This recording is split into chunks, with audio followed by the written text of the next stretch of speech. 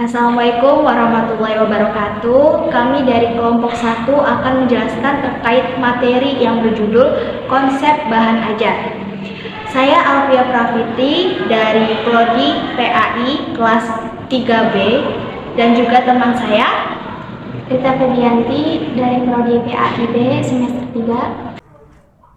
Assalamualaikum warahmatullahi wabarakatuh. Perkenalkan, nama saya Aulia dari Prodi PAI 3B. Bahan ajar adalah segala bentuk bahan yang digunakan untuk membantu guru atau instruktur dalam melaksanakan kegiatan belajar mengajar di kelas.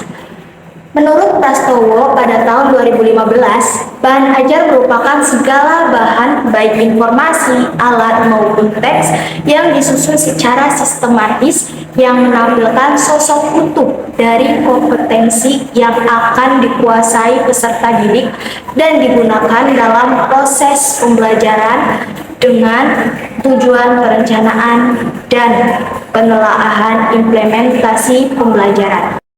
Sumber bahan ajar adalah tempat di mana bahan ajar tersebut dapat diperoleh dan dapat mencakup berbagai jenis bahan yang mendukung proses di dalam pembelajaran, yaitu contohnya meliputi buku, laporan penelitian, jurnal ilmiah, media cetak dan mencetak, modul ajar, dan lingkungan alam. Penggunaan berbagai sumber ini dapat membantu meningkatkan efektivitas pembelajaran dan mendukung pengembangan kompetensi siswa. Menurut Widodo dan Jasmadi dalam Lestari 2013, bahan ajar memiliki 5 karakteristik, yaitu 1. Self-instruksional, yaitu bahan ajar dapat membuat siswa mampu mempelajari diri sendiri dengan bahan ajar yang dikembangkan. 2. Self-contained, yaitu seluruh materi pembelajaran dari satu unit kompetensi yang dipelajari terdapat di dalam bahan ajar secara utuh. Yang ketiga, stand-alone, berdiri sendiri, yaitu bahan ajar yang dikembangkan tidak tergantung pada bahan ajar lain atau tidak harus digunakan bersama-sama dengan bahan ajar lain. Lalu yang keempat, adaptif, yaitu bahan ajar hendaknya memiliki daya adaptif yang tinggi terhadap pengembangan ilmu dan teknologi. Yang kelima, user friendly, yaitu setiap instruksi dan paparan informasi yang tampil bersifat membantu dan bersahabat dengan pemakainya. Menurut Prastowo pada tahun 2011, untuk tujuan pembuatan bahan ajar setidaknya ada 4 hal pokok yang melingkupinya, yaitu membantu peserta didik dalam melengkapi sesuatu. 2. Menyediakan berbagai pilihan bahan ajar sehingga mencegah timbulnya rasa bosan pada peserta didik. Lalu yang ketiga, memudahkan peserta didik dalam melaksanakan pembelajaran. Dan 4. Agar kegiatan pembelajaran menjadi lebih menarik. Cakupan bahan ajar meliputi judul mata pelajaran, standar kompetensi, kompetensi dasar, indikator, tempat, petunjuk pembelajaran, tujuan yang akan dicari, lalu informasi pendukung, dan latihan-latihan. Selain itu, bahan ajar juga harus memiliki aspek pengetahuan, yaitu fakta, konsep, prinsip, dan prosedur. Selain itu, bahan ajar juga harus memiliki materi keterampilan dan prinsip konsistensi.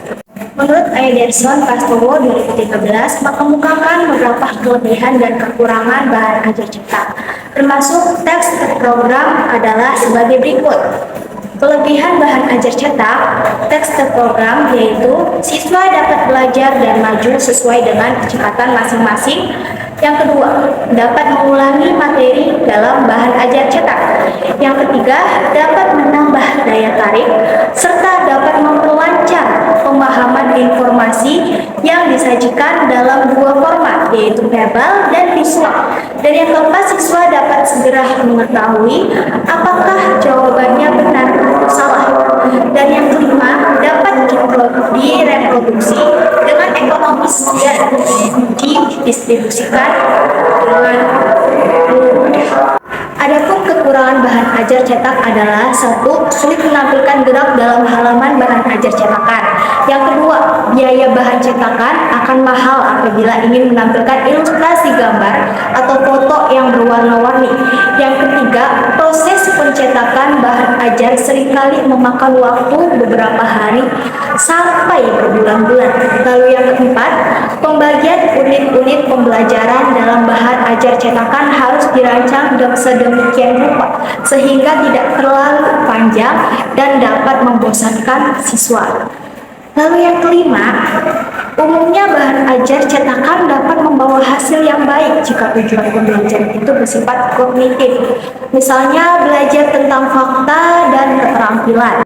Mungkin itu saja penjelasan yang dapat kami sampaikan. Kurang lebihnya mohon maaf. Billahi taufiq wal hidayah. Wassalamualaikum warahmatullahi wabarakatuh. Terima kasih.